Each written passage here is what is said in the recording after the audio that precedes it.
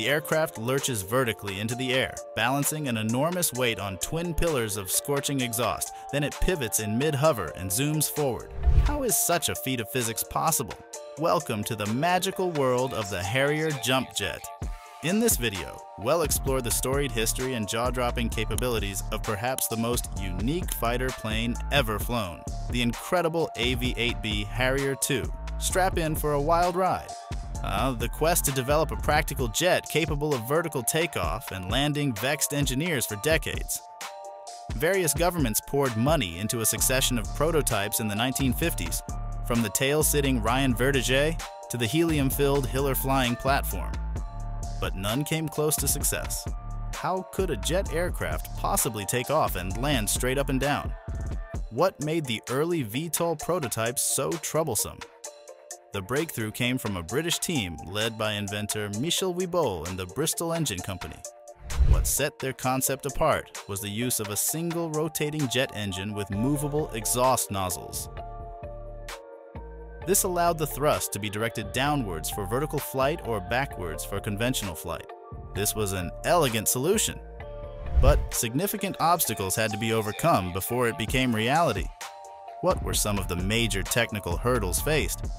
It took several years to refine the concept and solve numerous handling problems that plagued early prototypes.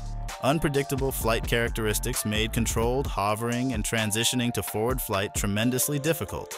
Test pilots struggled mightily with this unproven technology, but eventually, after extensive wind tunnel testing and airframe modifications, the Harrier emerged, the first truly practical VTOL jet. The U.S. Marine Corps, always on the lookout for aircraft to support its amphibious warfare doctrine, took great interest in this squat, ungainly-looking machine. They saw in it an airplane that could take off almost anywhere to provide close air support. What modifications did the Marines make to the Harrier?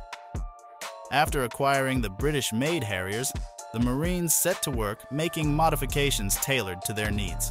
The result was the AV-8 Harrier. It was successfully deployed for close air support during their intervention in Lebanon in the early 1980s. By 1985, the Harrier design had been substantially improved and re-engined, bringing about the definitive AV-8B model, which continues in USMC service to this day.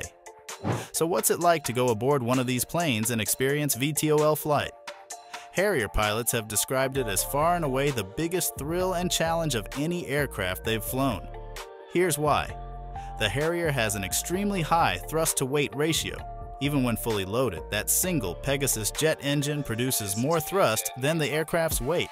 As the nozzles swivel downward, the supporting airflow over the wings disappears. It's now just the engine holding up a 15-ton plane, with the pilot balancing on a column of 80-foot-tall exhaust. Try to imagine the sensations as all cushion of air dissipates and the cockpit pitches into a vertical orientation. What's going through a pilot's mind at this point?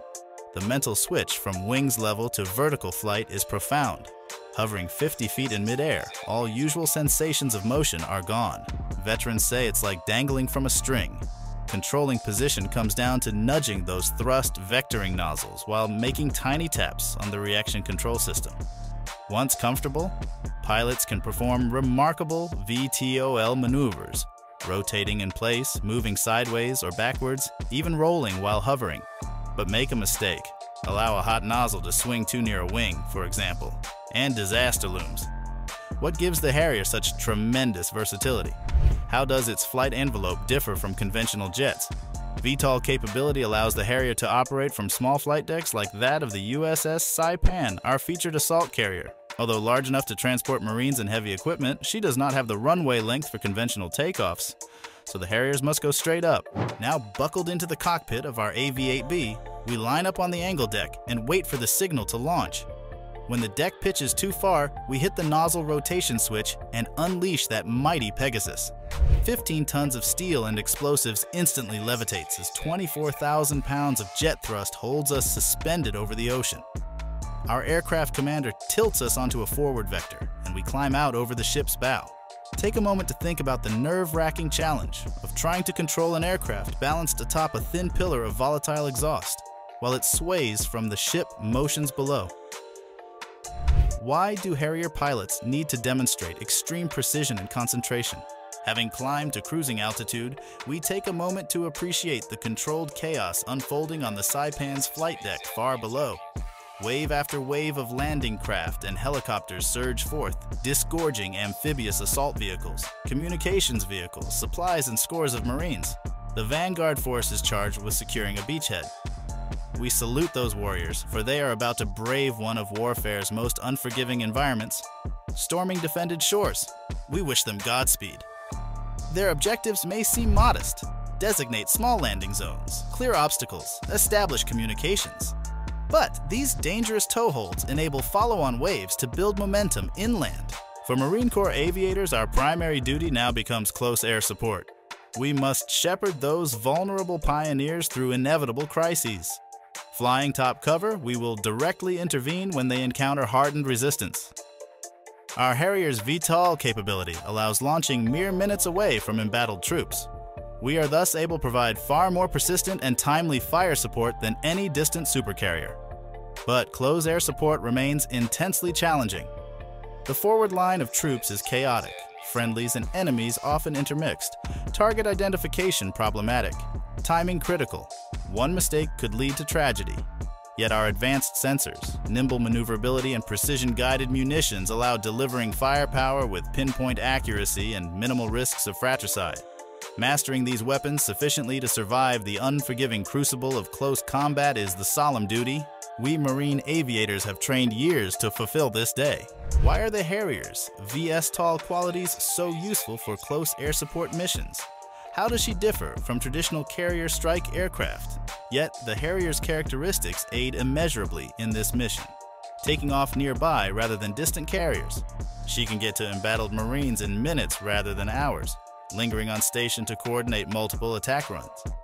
Equipped with advanced sensors, she picks out concealed troops and bunkers. And with her precision weapons, ranging from cannons and rockets to GPS-guided bombs, the Harrier can provide far more accurate fire support than any offshore vessels. So in the end, what makes the Harrier so special? Certainly her elegant engineering solution to an extremely hard problem ranks high, as does her versatility, taking off from land or sea, switching effortlessly between the contradictory realms of hovering flight and high-speed runs. But most important is how, time and again, the jump jet has used these capabilities to save the day. Whether defeating a superior foe over the Falklands, holding the line against numerically superior forces in the Cold War Fulda Gap, or sustaining hard-pressed Marines from Lebanon to Helmand Province, the AV-8 Harrier has risen to overcome every challenge thrown her way. Think about some of the Harrier's greatest exploits. Why has this scrappy, unorthodox fighter succeeded so brilliantly in battle? Our launch today from the USS Saipan is but the latest chapter in the amazing 50-year saga of this most incredible of aircraft. Even as her eventual successor, the F-35B, enters service, this grand old lady continues to proudly bear the standard for VTOL air power. So to all past and present operators of the Harrier fleet, we salute you. Your skill and dedication in mastering one of history's most difficult yet influential aircraft has made the world a safer place. As we bank away from the assault carrier and take in one last glimpse of the incredible machine that brought us aloft on a column of flame, we're left in awe. The Harrier's awe-inspiring ballet of vertical flight remains an enduring triumph of human ingenuity, teamwork, and daring.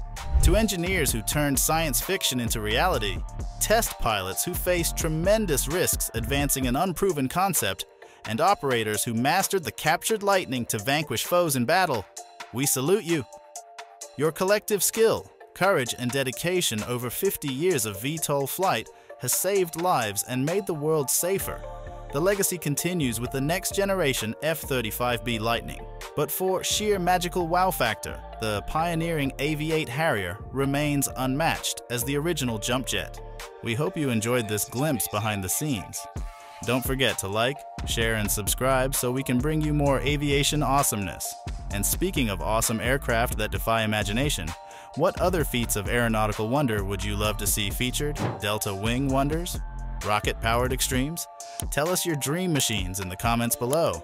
Until next time, keep looking to the skies, my friends.